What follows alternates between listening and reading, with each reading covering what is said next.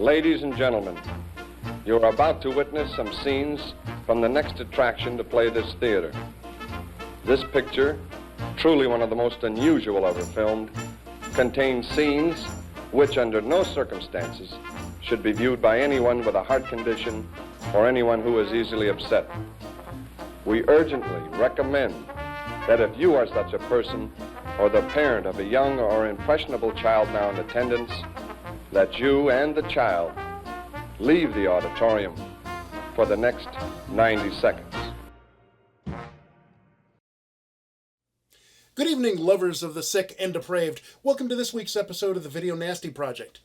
On tonight's episode, we've got one of the heavy hitters of the list, a movie that a lot of people have probably heard of, from a couple of folks that you've almost certainly heard of if you're watching this. Sean Cunningham? Wes Craven? Yeah, that's right. Tonight we're watching The Last House on the Left. Take as much as you can. It rests on 13 acres of earth, over the very center of hell.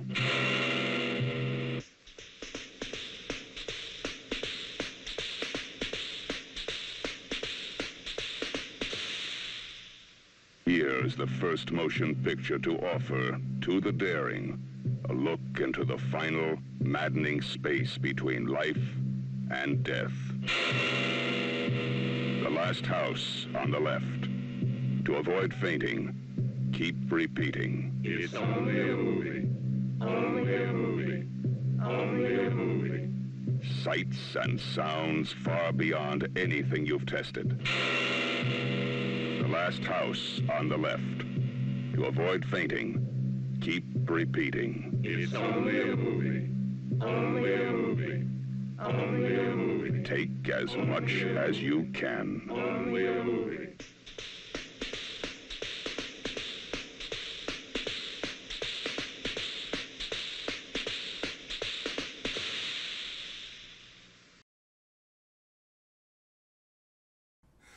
And we just saw Last House on the Left. The original, not the The original. The one that actually made it onto the Nasties list. The movie is about, it's Wes Craven's first movie that wasn't porn. We'll get into that later. And you've got these two girls. You've got Mary Collingswood, and she just turned 17, and she is going to go out onto a night on the town with her friend Phyllis. And they're going to go down into New York, catch a concert, and party up like a 17-year-old is going to do. So they go into town, and as 17-year-old teenagers are going to do, hey, we want to get some weed. So they stop and find this really strung out young kid on a stoop that's like, hey man, you got some weed? It's like, yeah, no, come on back to our place. We'll hook you up with some weed. They go back to his apartment, and that's where we meet the villains of the piece. We meet Junior, who's the kid on the step. We've got Sadie, the gun moll, basically. We've got Freddy, the weasel, and Krug. No relation. It should be pointed out, in prior to the girls meeting them, it is established that Freddy and Krug are escaped convicts. So that's where Fred and Krug and the other two, they pretty much kidnap them, throw them in the back of the trunk, take them out into the woods, and it gets ugly for about 45 minutes. Yeah. They humiliate them. Krug makes her piss her pants. They torture them a little bit. They chase through the woods. And then poor old Phyllis. That was the most heartbreaking part, because she's running through the forest away. She managed to get away from the four. They're chasing her. She gets to the road, and there you see traffic going by, and she's like, okay, I'm almost to safety. And then, bam, the jump scare, and Krug grabs her and pretty much does her in right there. Yeah. And that bit was so heartbreaking. It's like, oh, you're almost there, and you're not. Eventually, Krug rapes Murray. She kind of staggers off into the woods, and he guns her down. Bang, bang. So, the four criminals, they clean up a little bit, and their car is broken down, so they kind of have to walk to the next house down the street, which is, unfortunately, the last house on the left, aka Marie's Mary's Mary's house. place. We're Mary's home, yeah. The parents, they're like, okay, well, we're waiting for our daughter to come back from New York, but you can stay in the guest room because she has the car and your car's broken down or our phone's broken, so stay the night. And then the mother spots Mary's necklace around one of the kids' neck. Junior's. And then they make the connection, they overhear, well, she's in the lake, we got to get the hell out of here before they figured something out. They go and find her out of the lake, figure out, oh God, she's dead, she's been raped, and then revenge! Sweet cathartic revenge. Yeah.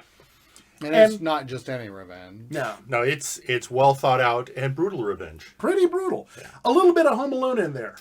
Macaulay Culkin would have been proud of some of the ways they take out the interlopers. And that's pretty much the movie. So they kind of established the parents as fairly close to their daughter and comfortable, because the whole conversation, it seemed weird, but I think it was an important establishment. The whole, Mary, you're not wearing a bra. I can see your nipples. And Mary getting into this whole explanation about why she's not wearing a bra that actually goes on for like a minute. And it's a teasing conversation with her father. At no point do either of her parents insist she go put on a bra. No. They're just going, is this the best choice you could have made? And Mary defends her position, and their general attitude is, fine, okay, you want to go out without a bra, you go out without a bra.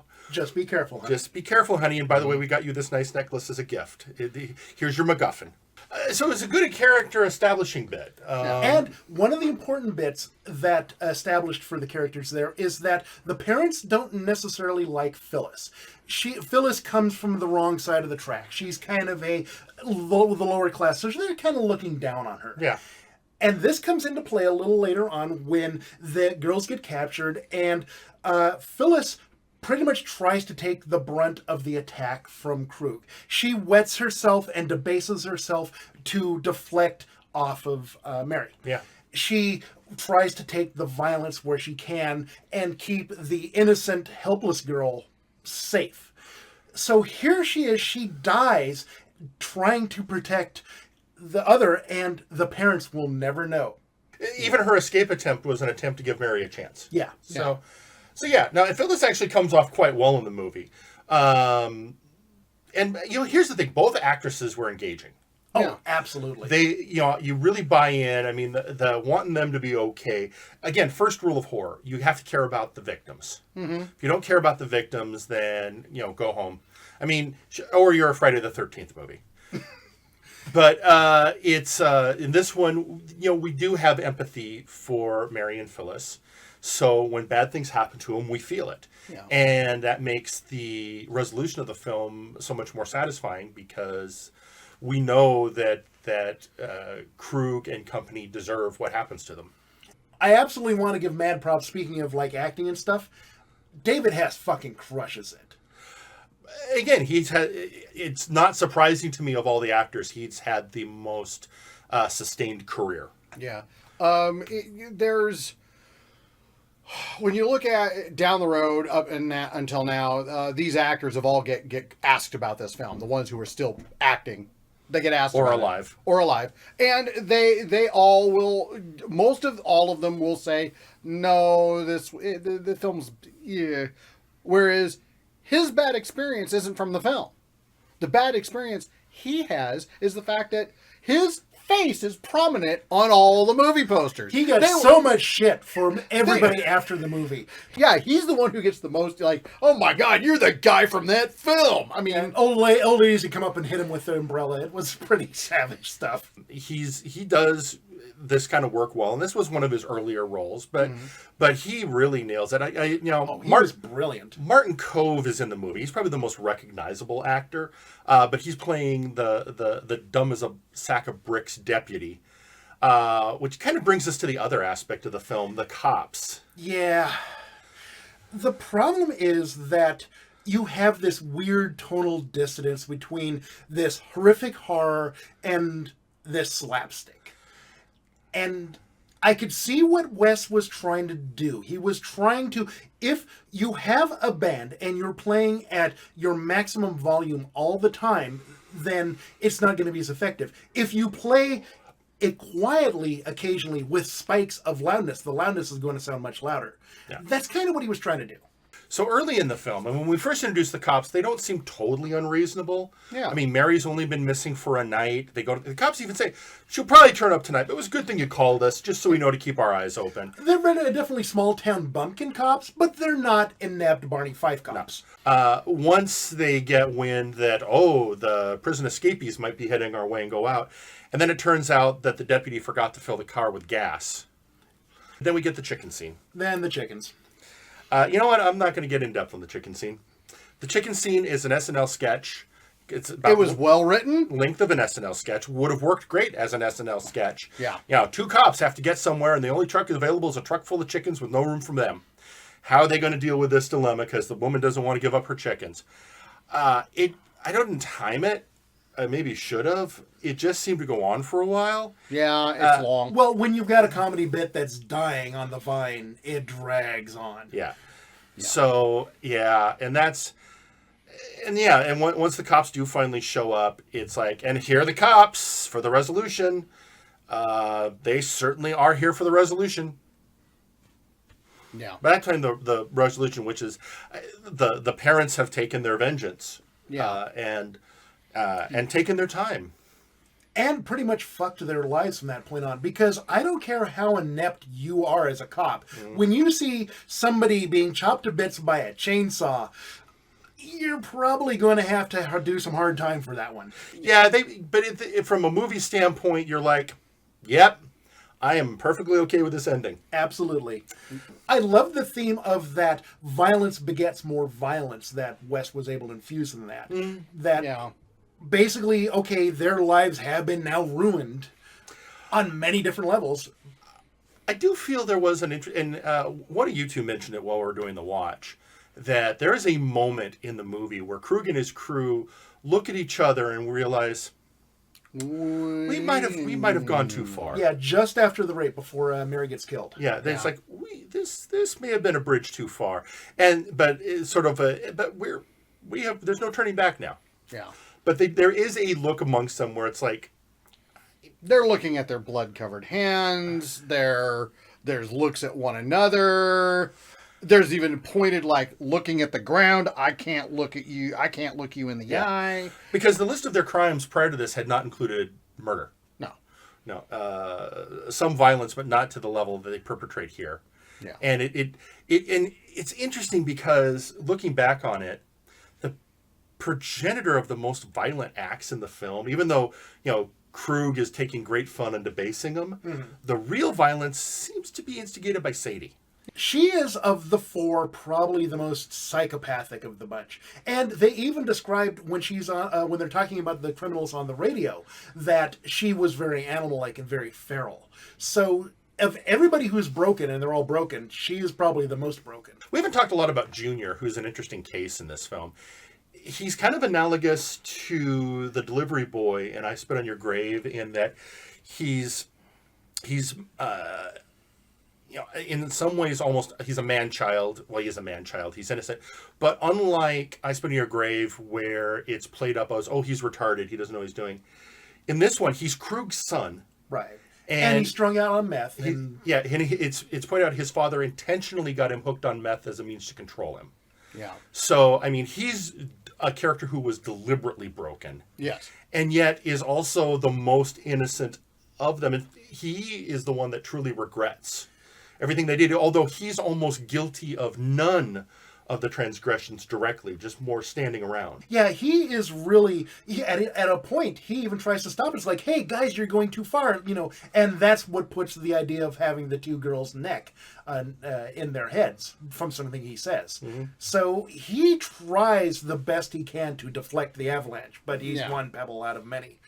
He is, of the villains, the one you begin to feel some sympathy for. Mm-hmm.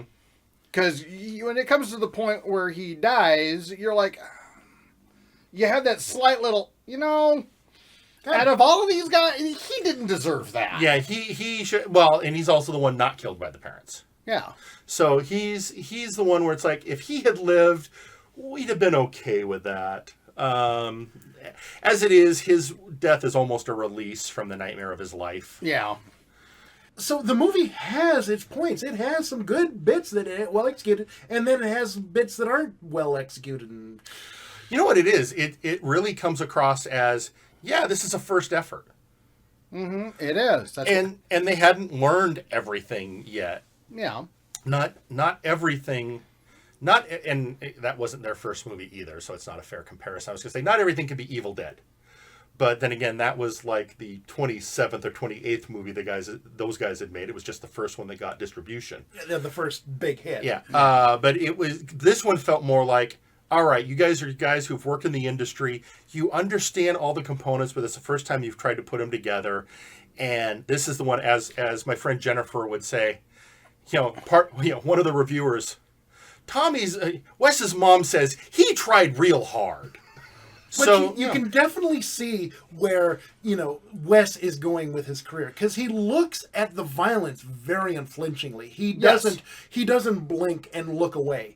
Kind of almost like he's saying, look, you paid to see a movie about two women getting violated. What the fuck did you expect to see but two women being violated? Yeah. It is unsurprising that the director of this movie went on to do good work. Yeah.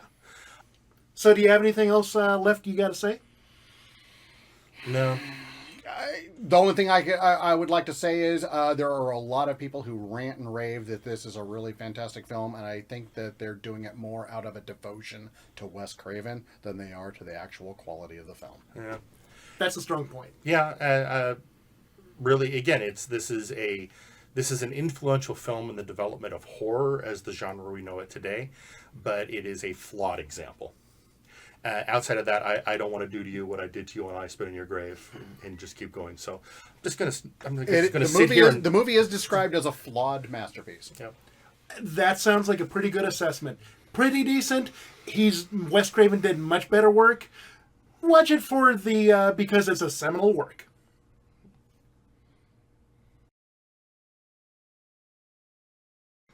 So was Last House on the Left nasty? All right. So again, in the am I a white-haired old British woman in the 80s? One of the things, it's nasty in a lot of the ways that I Spit on Your Grave was nasty. Yeah. Although not as graphically. There's nudity, but while there is rape in the movie, it's not graphic. It's very short rape. It's, barely a minute long versus the whole 20 minutes. Yeah. What I think got it more nasty attention, because this also is not a very gory movie. It has a moment that gives you enough to know that, oh my God, that woman is pulling her intestines out. Yeah, but it's a flash.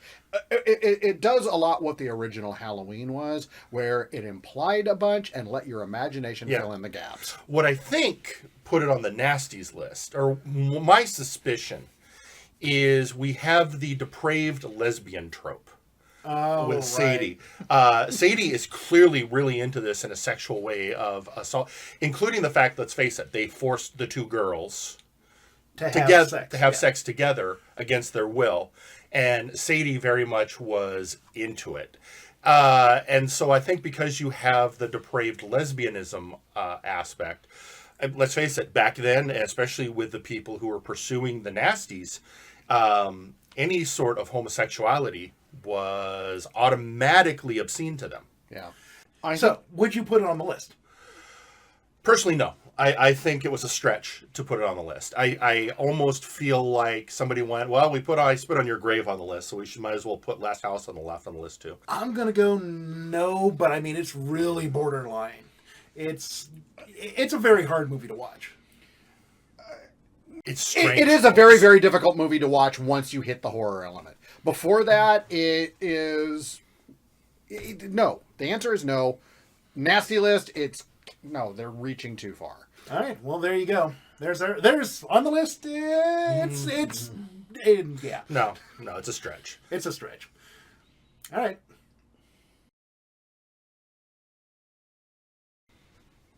Did we like Last House on the Left? Like. All right, that's probably the wrong word. Yeah.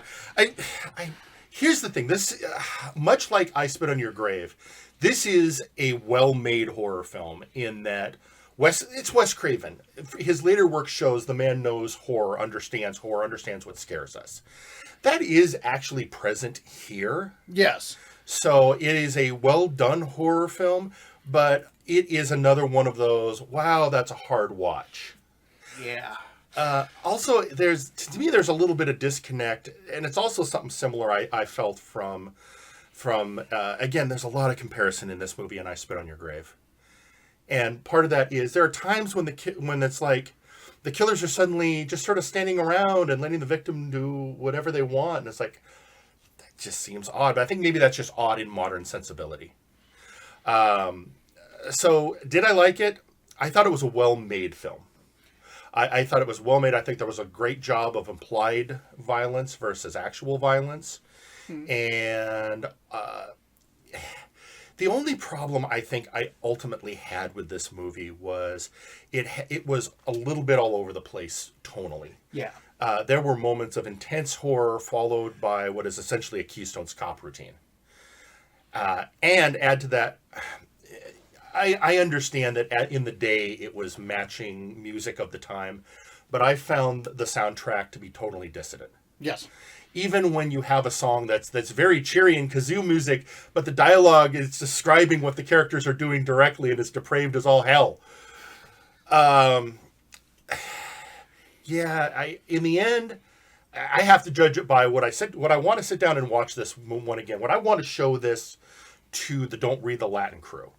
Bay of Blood, I would love to get the Don't Read the Latin crew to watch because, it's a good horror movie. It's done really well. Would I want to set them down to this one? No, because I would get looks. So in the end, is it rewatchable? And I have to go, I don't feel so much that it is. I'm going to go with it's not a perfect movie. It has flaws. I think the tonal dissonance occasionally works, occasionally doesn't. But I think it's structured well enough, and I think it has enough of that 70s sleaze about it that I kind of enjoy that. So yeah, I'm going to go, I liked it. Would you recommend it? Yes. I would say that it is probably, if you're a horror fan, it's probably one of those, like Phantasm, like Halloween, like Friday the 13th, you kind of got to watch it at least once. I'll give you that. It's definitely has its place in horror lexicon. The problem is in the end, it's a interesting early work by somebody who would do much better later. Exactly. Yes. Chief, right off the bat, one of the things I wanted to say is will I rewatch it? Well, I've watched it twice now. Will I watch it again? No. Done. Wes Craven, fledgling. He's blossoming. You can see when he started, this is it being his first film, and you look at the films he's done, he showed from the start he knew what needed to be done. I really got the impression because of the normally you put somebody in a really stressful situation and then you give them a reason to laugh because that's a release. Okay, now that's formula. And I think what Wes Craven did when he set about making this film is he actually read up on what the formula was supposed to be. And he went, okay, I can do that. He just had never done it. So he didn't get it right, but demonstrates as his movies progressed, he understood, okay, that wasn't right. I'll do it right this time. I think you're onto something there because, again, you have the really intense scenes of this horrible situation the girls are going through. Then we cut to the cops on the side of the road because they've run out of gas and they're trying to get a lift.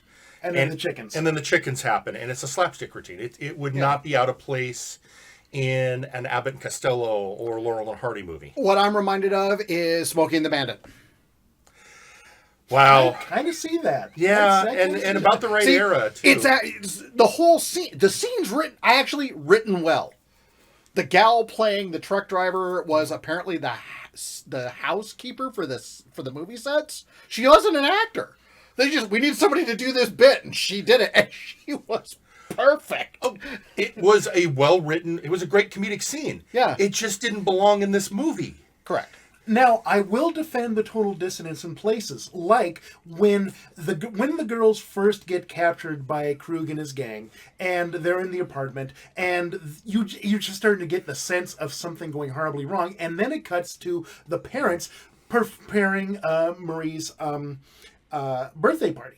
Yes, that's done well. That's done very well. And and all of a sudden the music shifts, and it's like, okay, the parents are kind of being happy, and it's like underscoring the horrificness of what's about to happen. Particularly when Dad says, "Hey, enough of the cake. Let's go into the back room, and I'm going to attack you." Kind of in the let's get some on, and then cut right back to his daughter being attacked. One scene that really stood out for me that was where it was a bad decision in one element was they're leaving the apartment building. And the guy's lowering the fire escape, and the guy, they're coming out carrying the girls. The music that was used there wasn't, okay, light music, yes, not that one. That didn't work. It was Barnum and Bailey? Circus? What? Was one step shy of Yeah. That is probably the one sticking point that everybody who's seen this movie is going to have. Either that tonal dissonance is going to work for you and underscore the horror, or it's going to completely take you out of the mood. Yeah. So, not a perfect film. No. A pretty decent film. Yes. Certainly worth watching if you're a horror fan. Yes. Yeah. It's that it is a value in the horror genre worth seeing as a building block, but I don't know that recommends it in and of itself. All right, there we go. That's what we thought about it. So we'll catch you next week. Bye-bye.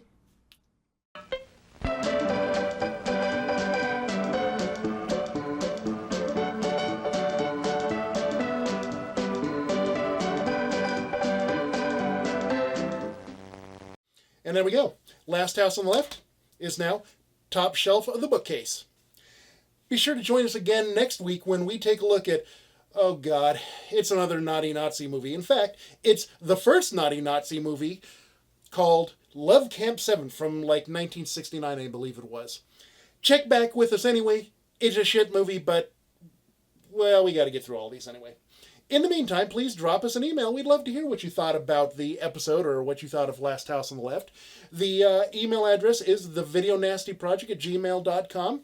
And we'll catch you next week. Stay evil.